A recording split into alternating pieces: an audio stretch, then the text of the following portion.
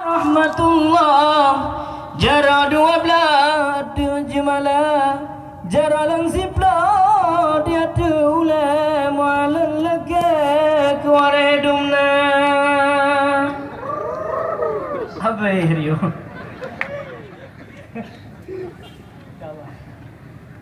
jara langsip lah dia tulah mualan lega kuaredumna jara langsip lah dia ubun Assalamualaikum lun tegur sapa malamnya khususan ke acaranya lun wari banda mudah-mudahan semangatnya hana putu silaturahimnya sabi-sabi bener dan pegang. Selamat datang kami sampaikan kepada Bapak Ketua kita pimpinan FPI ke Kota Lok Sumawe.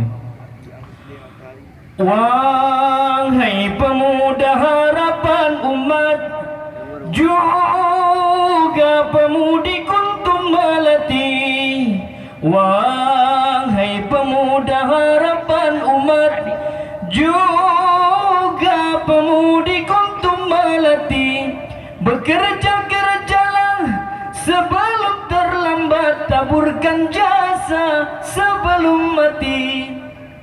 Bekerja-kerjalah sebelum terlambat, taburkan jasa sebelum mati.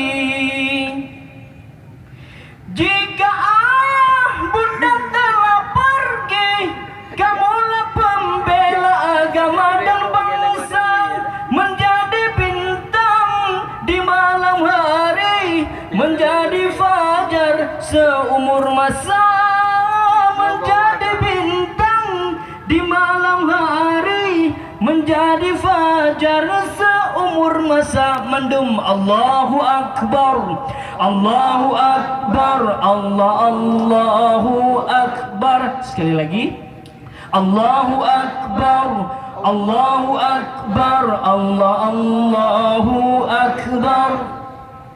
Selamat datang kami ucapkan pahlawan Islam senusantara. Mari kokohkan semangat juang syariat Islam se-Indonesia. Bekerja-kerjalah untuk satu tujuan, jayakan Islam seluruh dunia. Bekerja-kerjalah untuk satu tujuan, jayakan Islam seluruh dunia. Kita semua bagaikan satu, bahu-membahu sesama Islam. Jika tersakiti jari yang satu, terasa kalbu sakit amat mendalam. Padamu pemuda telah dititipkan, jagalah Islam sepenuh hati. Para pemudi bunga harapan, mari berjuang dengan FPI. Allahu Akbar, Allahu Akbar, Allahu Akbar. Sekali lagi, Allahu Akbar, Allahu Akbar, Allahu Akbar. Wahai pemuda harapan umat, juga pemudi kuntum melati, wahai pemuda harapan umat, juga pemudi kuntum melati. Bekerja-kerjalah sebelum terlambat, taburkan jasa sebelum mati. Bekerja-kerjalah sebelum terlambat, taburkan jasa sebelum mati. Taburkan jasa sebelum mati. Taburkan jasa sebelum mati. Taburkan jasa. Habis aku.